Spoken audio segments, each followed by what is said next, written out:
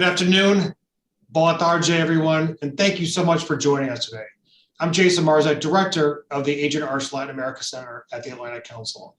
Delighted to welcome you all to this timely and crucial conversation on Brazil's upcoming election and also the future of democracy in Brazil. This conversation today has translation in English and in Portuguese available via the interpretation button in your Zoom screen. You can also follow today's event on Twitter using the hashtag ACBrazil. We'll also be taking questions throughout the conversation, so please use your Q&A function in the Zoom chat to ask your questions as well. To set up the context of today's discussion, we can look around the region and frankly around the world, which is undergoing a wave of elections in which democratic principles are oftentimes questioned. The status quo is oftentimes questioned. We've seen a rise in recent years of polarization, disinformation, which have the potential to shape electoral narratives and outcomes, and which we've seen rise to become a part of many elections around the world in recent years. And this climate of uncertainty, just coming up next week, here in the United States, President Biden is going to be hosting a virtual summit of democracy in which nations around the world will discuss best practices to fortify democratic governance. Now, against this global backdrop, Brazil's democratic resilience and democratic challenges are particularly significant. As we head into 2022, Brazilians will elect their next president, governors, and congressional representatives. And because Brazil is the second largest democracy and economy in the Western Hemisphere, these elections next year could foretell future trends in both regional but also global democratic governance. Very, very crucial elections next year. The country's institutions have been strengthened since its transition to democracy in the 1980s, but of course challenges remain.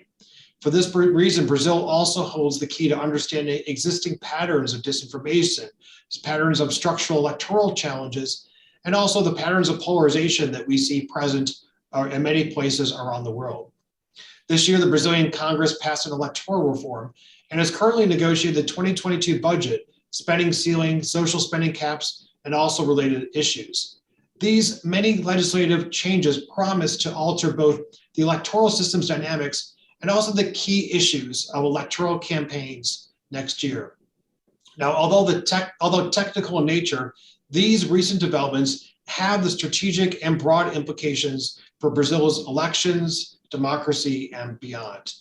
And what we will do over the course of the next hour is we're going to unpack the role of Brazil's Congress in stewarding democracy ahead of a key election year, and what could be a very important moment and what will be a very important moment for Brazil and for Brazilians. We're joined today by Congresswoman Margarete Coelho, Congressman Alessandro Molon, and Ricardo Senes. Today's event is part of our center's broader programming on democracy, governance, and institutional resilience. And in case you missed it, yesterday we also hosted the first roundtable as part of our work on the Summit of the Americas that will take place in 2022. This conversation, which focused on democracy and governance, included a Brazilian expert on disinformation. You can watch yesterday's event on the Summit of the Americas Road Ahead there's a link in the chat right now.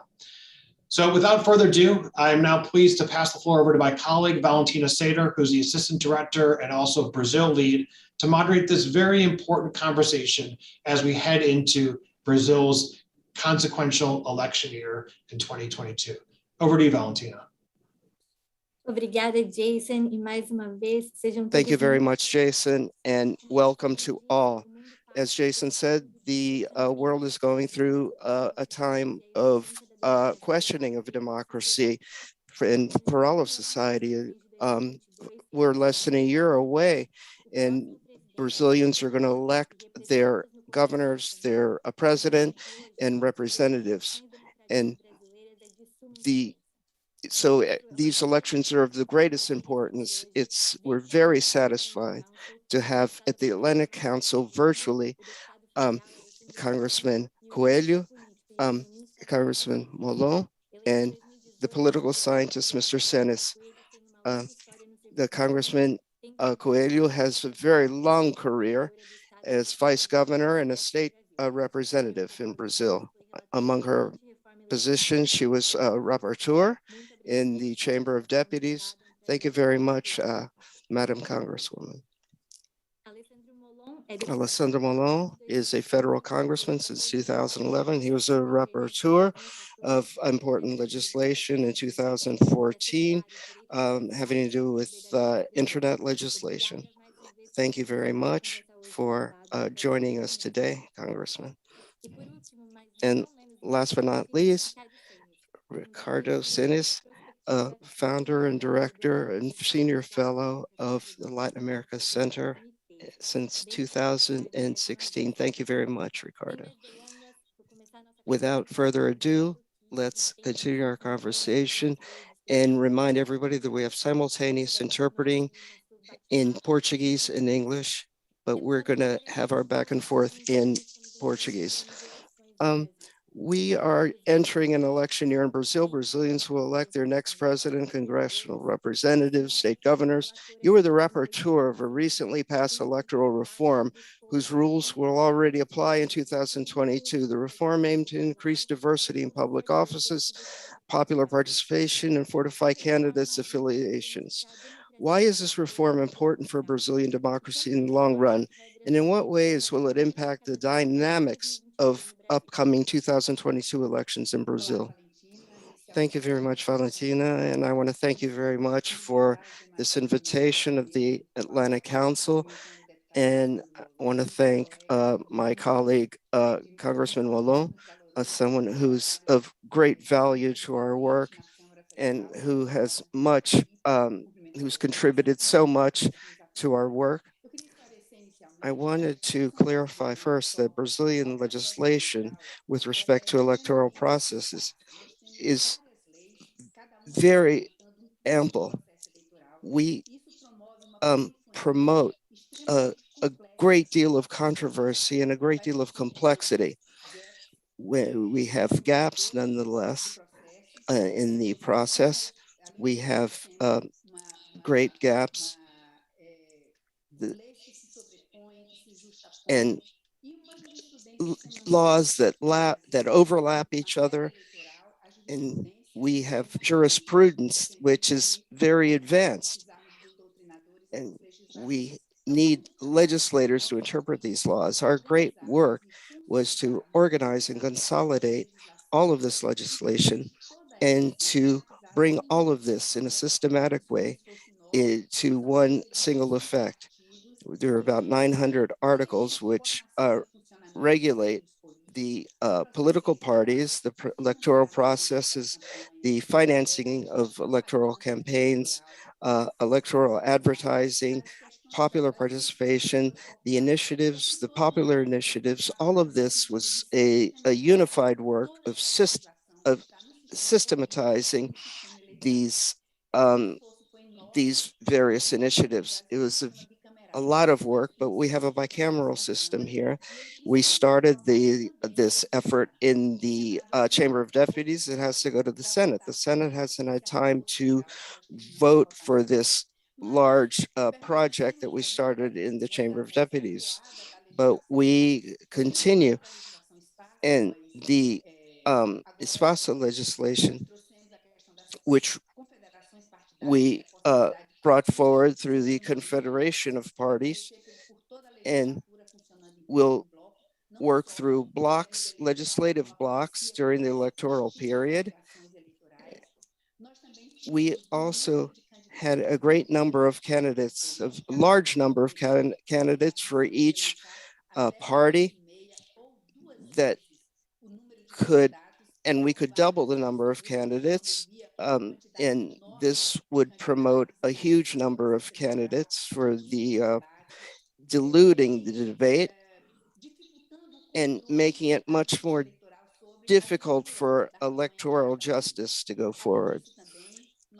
Beyond this, to stimulate participation of the various groups that have been marginalized, we have two financing methods, which is the party fund and the electoral campaign fund. These are calculated on the basis of the number of votes that the federal representatives received. and the number of congressmen themselves of seats in that are occupied for each party. We have the votes of African Brazilians, of women, of indigenous peoples that we're trying to promote. And whatever, we didn't have sufficient votes from these groups to approve the legislation, but we say that these measures will have a strong impact. We also have in Brazil a system of calculating the proportional vote. We calculate the number of spaces, and that's divided by the number of votes. O número de vagas em And disputa. Esse quociente é aplicado this is applied to the votes that are directed to each party. So this would be redistributed, but this criteria was applied so that we could give greater strength to the political parties, so that our system, our multi-party system, can consolidate itself such that aptidão, né, para it would have the aptitude to give strength to our political processes. Muito interessante como very interesting the way that the Brazilian democratic system, the electoral system, works differently from the way it does here. Congressman Wallon, besides the changes to the electoral reform, the Brazilian Congress also approved the Brazilian civil rights framework for the internet, for which you were rapporteur. Disinformation and misinformation have played consequential roles in the elections across the world, including the United States and Brazil. How does this framework address the challenges posed by disinformation and misinformation during an election year? And how does the law balance citizens' rights to free expression with the public's right to accurate information? Thank you, Valentina, for your question. I'm very pleased to participate in this roundtable, and also thank you and Jason the invitation. It's an honor for me to participate here. And I also would like to say hi to Deputy Margarete Coelho. She's very qualified, and it's a pleasure for our chamber to have her. It's a pleasure for me to be here side by side with her. I also want to thank you, Ricardo Senes, for the opportunity to talk with him and have a dialogue. His work is so important. He is such an important and well-respected intellectual in Brazil. It's also very nice to be here with you today.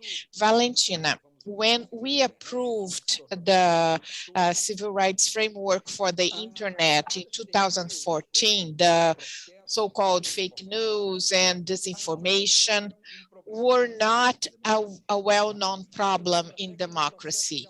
And when we approved this framework, for the first time, I noticed one instance of fake news. I think it was one of the first experiences that used the internet to spread misinformation about the internet framework. And this law is important in striking a balance with regard to neutrality, privacy, and also ensuring the rights of users.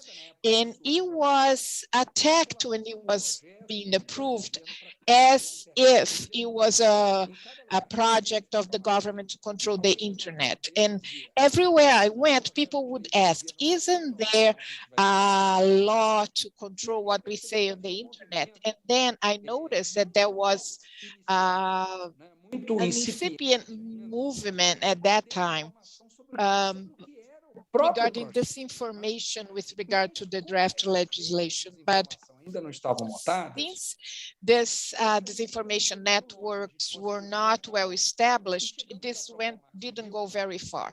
We were able to approve the law almost anonymously in the chamber and then unanimously in the Senate. So the problem with fake news was not something that we addressed specifically because it was not happening at the time. It happened later, and it became clear in the 2018 elections when we saw a massive disinformation initiative. And what is more concerning to me is that these processes of misinformation, applications, private applications are used like WhatsApp, and it is important, it's possible to affect because they have headquarters in Brazil, but now it's a migration of groups that goes to Telegram that is not headquartered in Brazil, and then we create a problem regarding enforcing the law that has to do with sovereignty and the internet structure, because there is nothing, it's not a Brazilian internet, it's a worldwide web. It's not, so this network is interconnected. So for us to change some applications, we will have to create legislation for companies that are headquartered in Brazil, or we'll also have to include the servers and providers and either ban those applications until they can follow the law, but it's how can we enforce anything with the Telegram since that they're not headquartered in Brazil, and this create a problem with regard to law enforcement. And this will be increasingly an issue for international law. So the United Nations will have to create agreements with regard to the functioning of the internet. And we'll continue to see platforms headquarters in other countries to destabilizing elections in other countries. So this has to do with sovereignty, free determination of the people, and also it's a very important issue of law, and they have great impact on everyday lives of people. We cannot handle this entirely within the internet framework. But we have to address this because it's not an easy aspect, and all the countries are going in that direction. In France, they have made some advances, but other countries are still having problems because we have to strike a balance between freedom of expression and the safety and security and sovereignty of our countries. And this topic is indeed an international aspect that all countries have to take into account when they implement legislation. Now I'll ask Ricardo Senis, because the topic of disinformation was also discussed in a previous event, and as similar to 2018, this 2022 election will be increasingly marked by polarization, which is why I think it's so important that to have representatives for center-right and center-left in Brazil. So I'll ask you, what are the challenges that polarization will bring for Brazilians' election period, and how this polarization can affect governance and the ability for the branches, executive, legislative, and judicial branches to work together. Thank you very much, and it's an honor for me to be here with all of you, and was such important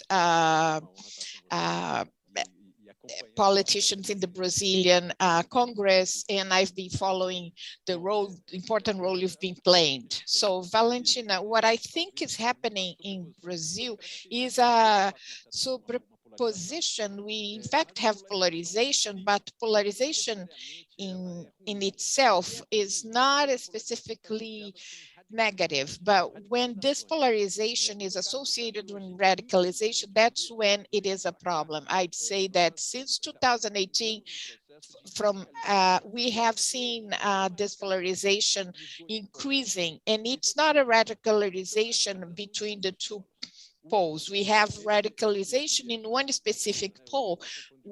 We are talking today about Lula and Bolsonaro. Lula is not, it's more than the PT, and now that are being put forth for the upcoming election. And we have a representative. He's popular, but he's not radical. I'd say that he's more like a developmental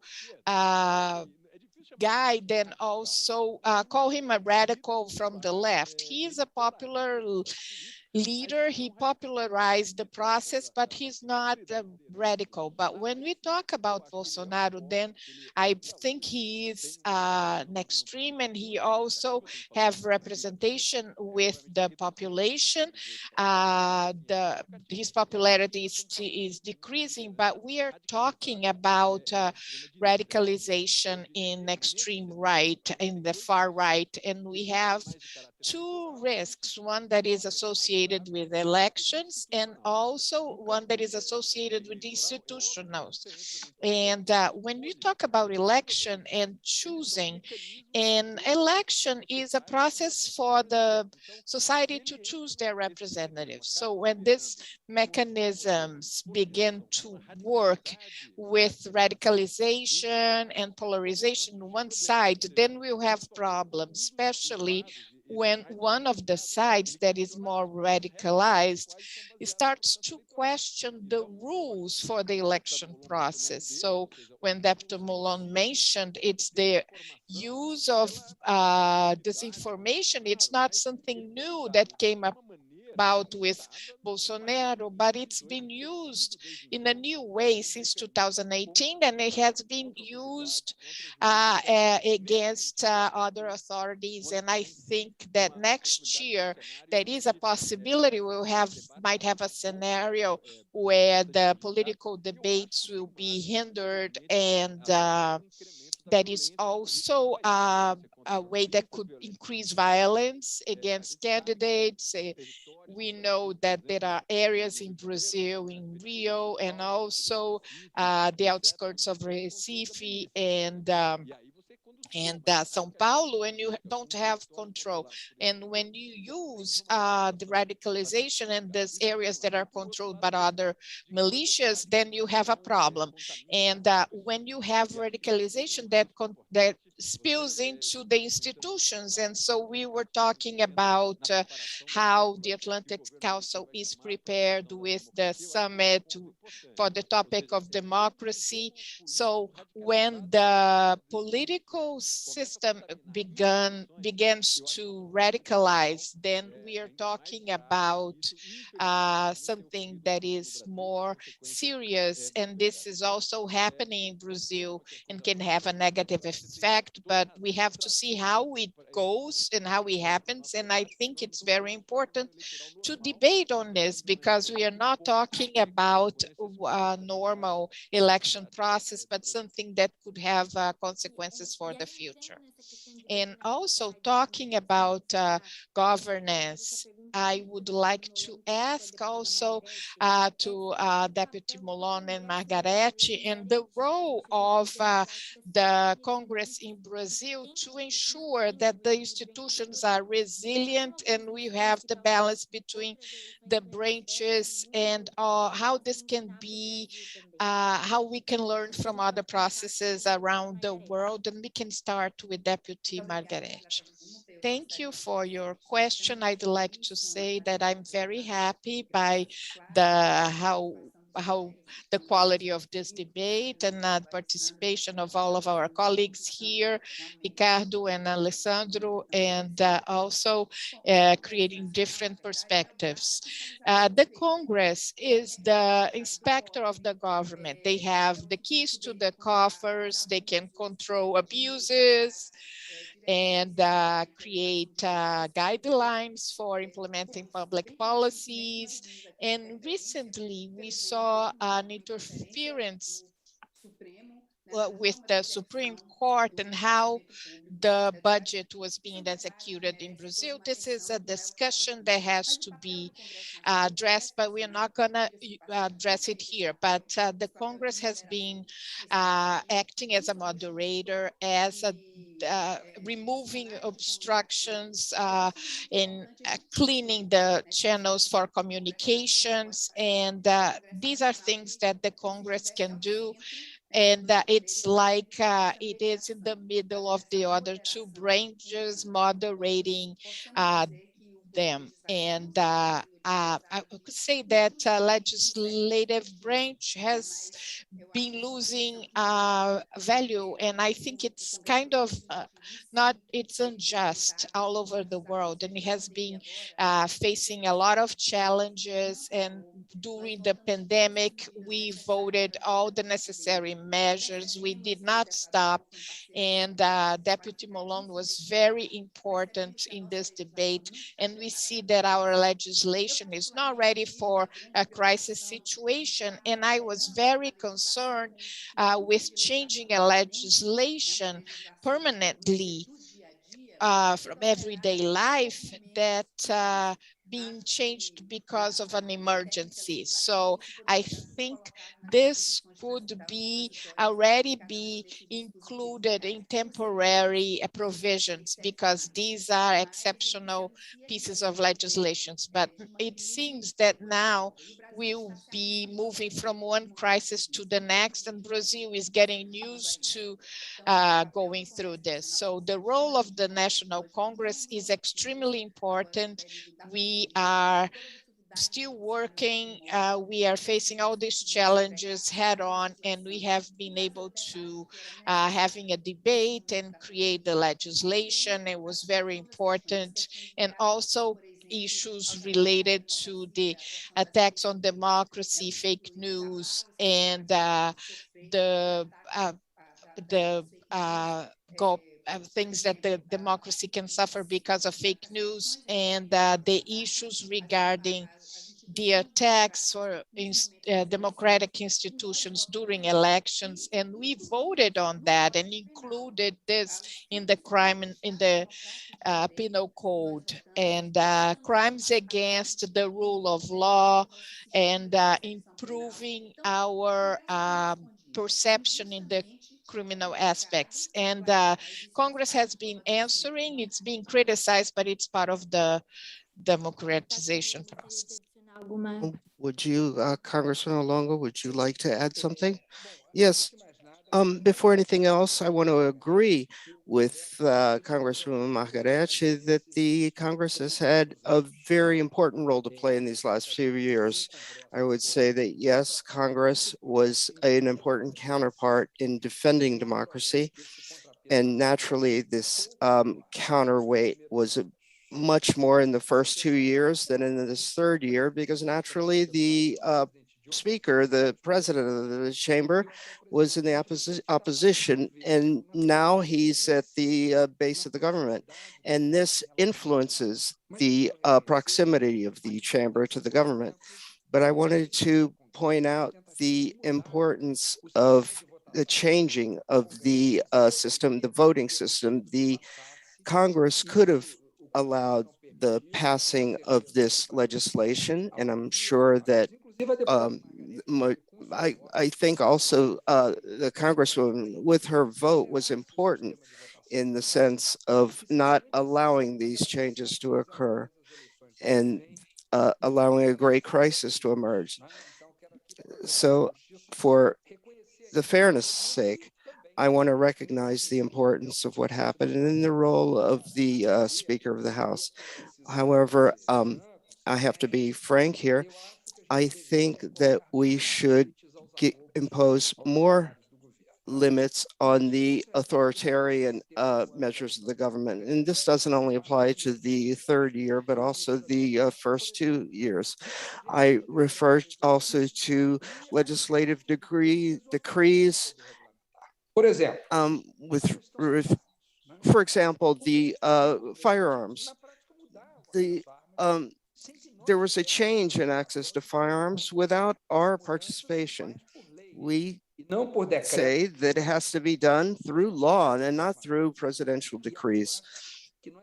And we open space in the end that should have been exercised by ourselves through judicial means, through the Congress. But Congress doesn't impose these limits, and when they don't, the courts come in and impose their own limits. So, and that democratically isn't the best path. It's the legislature that's the best path. And I want to recognize the importance of the role of Congress Nuançar, and say that this position is important. It's fundamental that the rejection of the print ballot vote was very important. And anything that puts in risk democracy has to be followed through with. In the 7th of September wasn't showed that we don't tolerate another coup. And it was done everything was done in a discreet way and in closed door settings. And the Congress opened the way for the courts to do what we should have done ourselves. And I want to recognize the judicial sector for what they did as far as the print vote and the imposition of some limits and putting the brakes on the authoritarian tendencies of the president. With respect to the budget, I want to agree with the Congresswoman that it's not that we're not here to debate this, but I believe that the Parliament should be much more aggressive in this area of taking care of the budget than it is at present. I'm against the present way of doing things. I think that we should deal with all this idea that the way with which we're dealing with with budgetary amendments isn't the proper way. We have to deal with the budget as a whole. It shouldn't be an instrument of building of majorities the way that we've been doing it. That's a dysfunctional way of dealing with budgets. We should deal with the budget as a whole. It should be transparent, and we shouldn't allow the government to decide whether it's going to execute legislation or not. Otherwise, we give power to the executive where the role is ours. We have the power of the purse strings, and we should decide on 100% of the budget and not just part of it. Thank you very much, Congressman. I think you showed us how democracy works in Brazil, how the institutions work, and how the institutions work in Brazil. And I wanted to ask Ricardo, in dealing with the challenges that you talked about, they're not exclusive to Brazil. We've seen a questioning of democratic principles throughout the world, the deterioration of democracy in some parts. Ricardo, how do you evaluate the power of the strength of democratic institutions in Brazil, and what would be the role of international organizations in the Brazilian context? As the Congresswoman and the Congressman indicated, we have gone through some stresses, institutional stresses, and not only because of the present crisis and the poverty in the country. We have crises in terms of security, but there are also crises that are institutional in nature. And we have a crisis of leadership in the person of the President of the Republic. He doesn't represent just any extreme right that you might see in the history of France or Portugal, but it's one that bases its platform on an attack and aggression against institutions as they stand. The president, on the other hand, doesn't involve himself where he should. And we have, in fact, gone through in Brazil, we've gone through situations in Brazil from the 1980s, I should say. We haven't seen this. The president has given indirect signals. He has in his speech dubiousness with respect to electoral processes, democratic processes, and he transmits messages that are contrary to democracy. He gives an understanding, maybe at times, of more moderation. Rhetorically, we mentioned the 7th of September, where we have had a situation that was highly irregular, and we saw this play out in Congress and in the judiciary, in which there were difficult actions taking place of leadership, and there was a coordinated movement, an important one. I would say that the institutions are working. However, under the stress, or in the context of a stress that we haven't experienced since the transition to democracy. They said the institutions are strong in Brazil. Yeah, they're strong. All institutions are strong to a certain point. But like a building, a structure, if there's they can be strong, but if there's an earthquake, it falls apart. We can't just set aside what happened, for example, on the 7th of September. This can happen again next year, and the institutions of Brazil have it's incumbent upon them to be aware of what happens, be aware of these dangers. Because what are we dealing with here, Valentino? We had organized movements in the country of closing of the Congress, of the Supreme Court, of mobilizations that involve police forces illegally, of course. And we're talking about groups within the military police and some elements of the armed forces that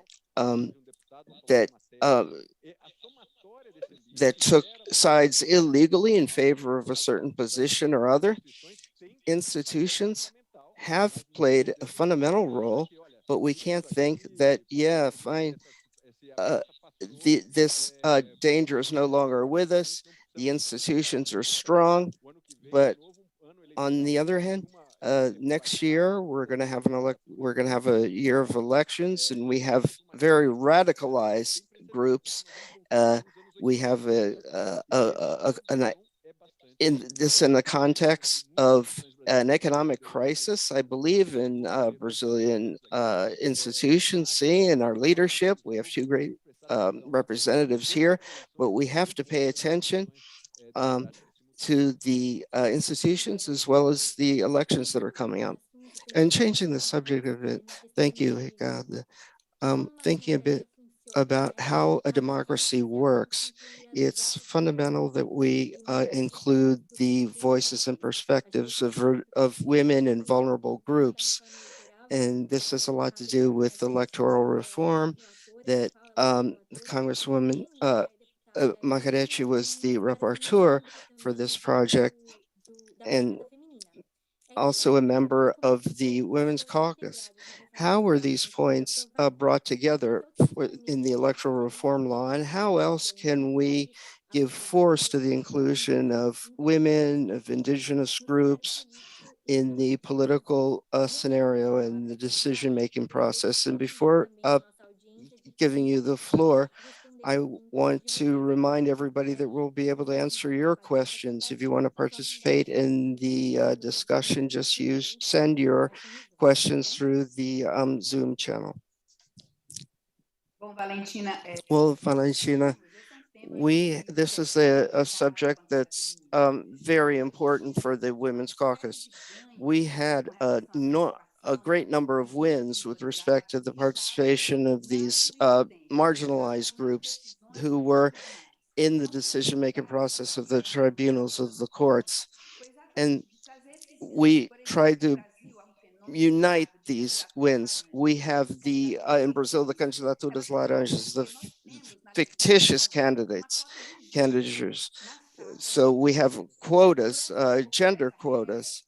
And on the basis of this rule, of this law, we have to have, 30 and 70% imposed. Of course, 30% women would be the minimum. It's not a ceiling, it's the minimum. So this quota became recognized as a women's quota, and the parties would put up fictitious candidates, not real candidates. They were phantom candidates occupying the space of real women who should have been there. So these rules would be part of the legislation, but the lawmaker wouldn't say what would be the proper procedure, what would be the consequences of this, what sanctions should be imposed. This was in the hands of jurisprudence. We tried to avoid these issues, especially in our electoral laws, in our electoral processes. This changes in case law, and we brought that so that we could prevent going back and increasing visibility and also doubling the weight for the votes and for women, and also their terms in office for funding for the political parties. We created rules for how the parties should work, and also funding for women's candidates. We also established 30% of all the funds. All of this we included in our electoral code so that we can ensure that they participate in this process. And we have been talking with the higher court so that these decisions that are at the vanguard of the movement to support women, this advocacy to increase so that this can be beneficial for us. We have an ongoing dialogue with all of this, and I am presiding the committee who is amending the criminal code, and we are including also what we call the feminism code. So to be more inclusive in this area, the law for the rule of against the rule, we have included this fake candidacies as abuse of power, and we have been working towards this area, but something that we have been calling something that is called constitutionalism, feminist constitutionalism, and to include that in the electoral F. So, nos temas legislativos que terão no próximo ano, o Congresso tem trabalhado they have been working with Congress and Chamber with the PEC of the pecatorios and how this can affect the elections next year.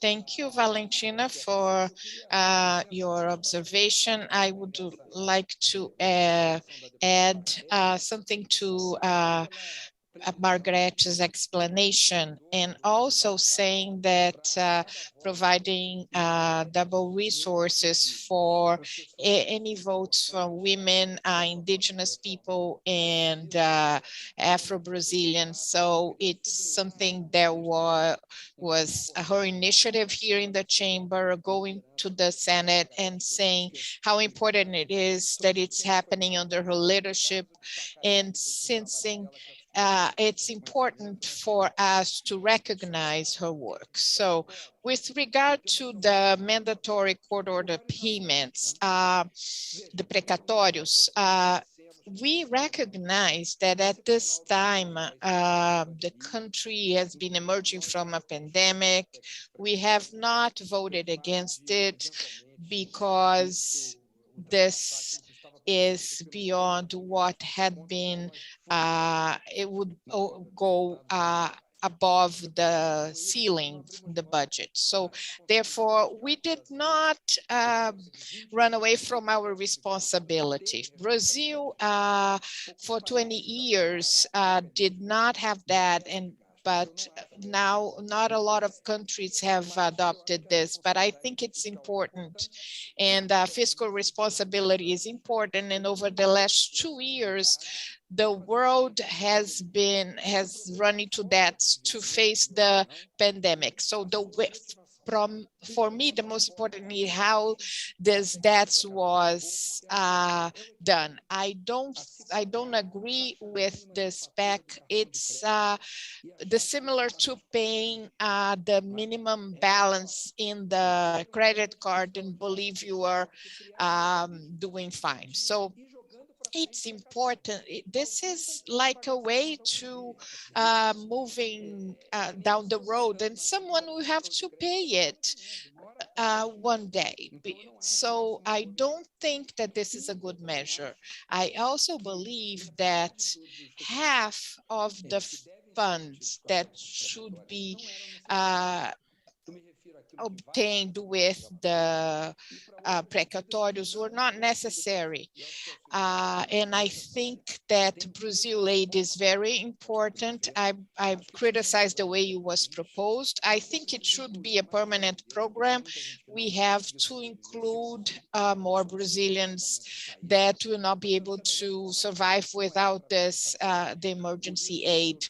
And I don't think this is the way to do it in the spec. So what does that have to do with democracy? And it has to do with the imbalance that this creates among the deputies. So the deputies that benefit from the amendments have an advantage again with regard to the opposing deputies. So I don't think this is a good mechanism, but if someone that is competing against me in my state that is able to get 80 million, 5 million, he will be able to run against me and have an advantage in that regard. And I don't think it's good for democracy.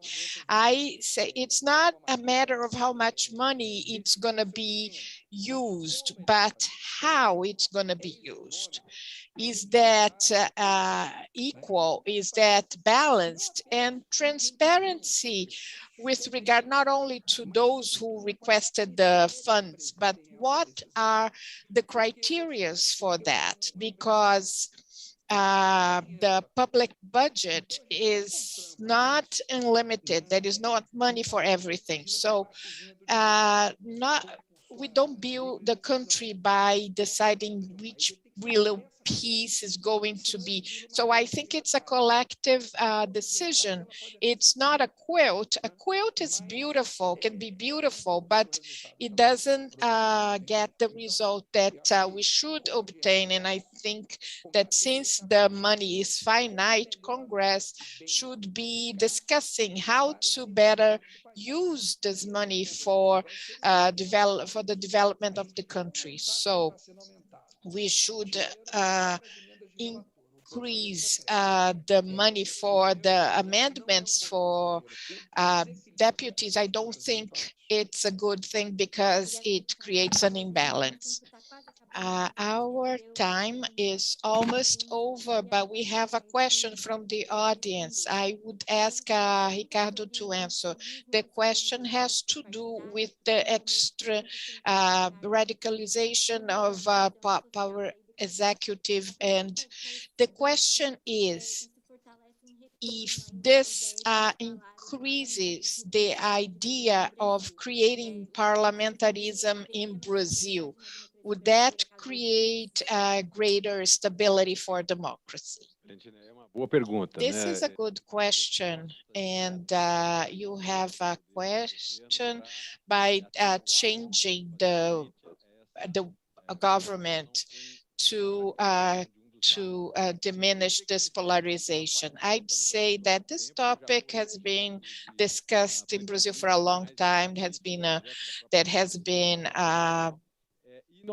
question for the electorate, and the people have decided not to, in like public consultations in the Congress. So as a way to to flexibilize the presidential system. In my opinion, I think the parliamentarism would work better, but I also think that it's very complicated to discuss constitutional changes as an ad hoc response to political issues. We've had some response, the PEC from having a mechanism at the end of the Dilma government to prevent her from appointing two Supreme Court justices, and now they are talking about how to open this for Bolsonaro. So this type of solutions on both sides is not a very good thing. You don't face constitutional and governance problems with ad hoc solutions. And I think that these questions with regard to semi-presidentialism or parliamentarism has emerged again, but I don't think that it will advance further, because I think that how Brazil is moving with all this process of reforms that Margarete was the rapporteur. I think that this is ensuring the integrity of this process, and with the electronic voting, the results come out really fast. The integrity is really high, and the agencies in the country are working in the democratic system. And I think that this debate is important as an ongoing discussion, but not as a response to the specific political issue. And I think it's an important topic that we should talk about that and analyze that, but not during an election time that has to do with this. Thank you. And to end, I'd like to ask this conversation talking about Brazil's role in the world. The United States will host the Summit for Democracy next year, December 9 and 10. So what role could Brazil be playing in showing that democracy actually delivers to the people? So I will ask Deputy Mola. First of all, I think that our democracy is not facing a really good time, right, to give advice to anybody else. It's like, so I don't think it's the right time for us to do that. I think that our democracy is going through some issues. We are resilient, and the Congress has been playing an important role, but it's it has been weakened a little. So we had the use of the national security law to go after journalism. We there was a decrease in participation in councils for several ministries and civil society, and there were several actions that weakened our democracy.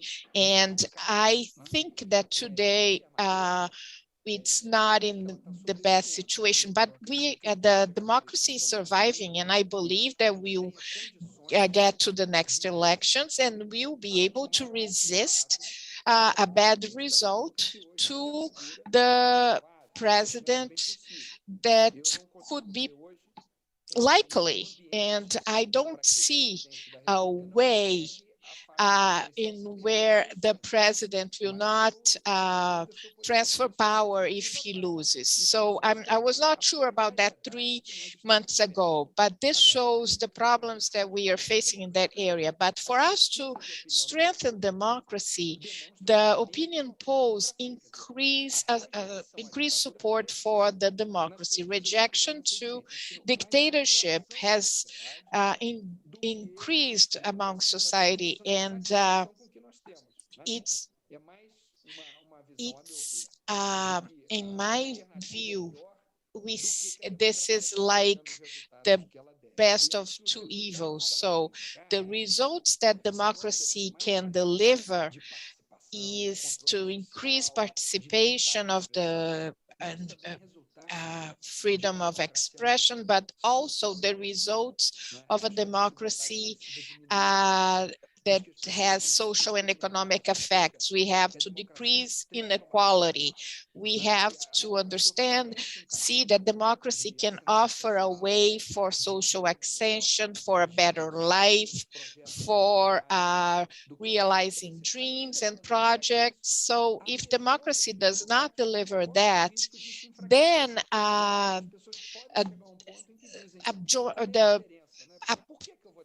so why will I defend this process if if it doesn't deliver what I need? So after having some problems over the last 4 years, we have to strengthen democracy by strengthening institutions with society's participation, to have and not only more participation, less representation. I don't think I think participation increases and strengthens representation. And I also believe that the next government has to provide a better life for people. And I think it's a lesson that we can learn from these years. Congresswoman Margarete, I would say thank you very much. I think this was a great opportunity and a very important conversation necessary.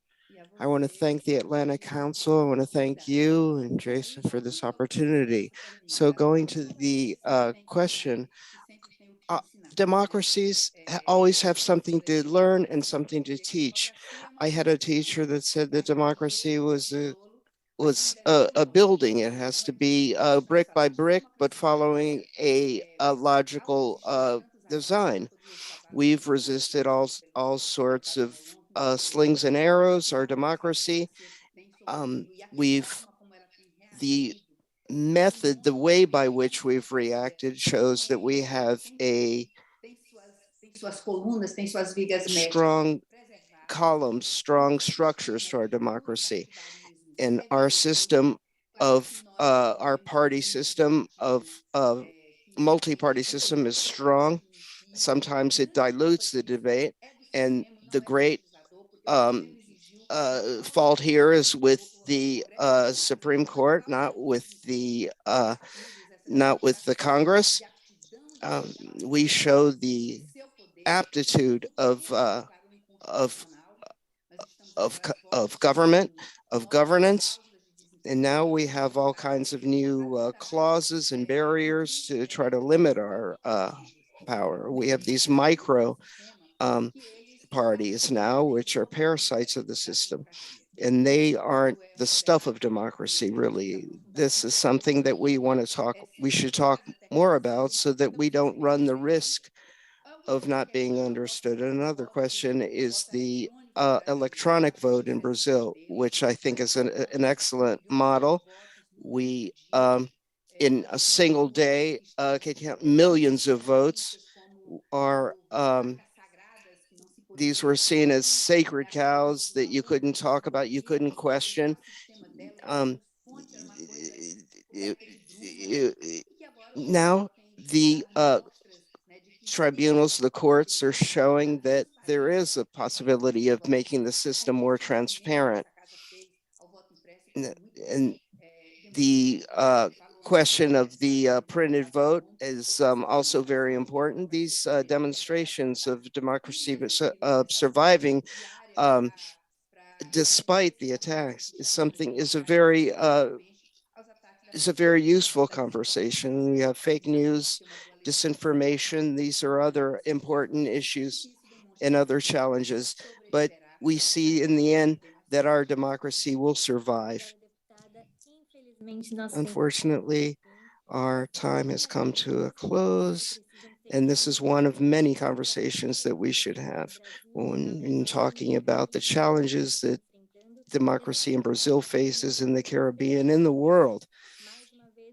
Again, thank you very much, Congressman Malone, Margarete, Dr. Senes. Thank you, everybody, for participating in our conversation. Good afternoon.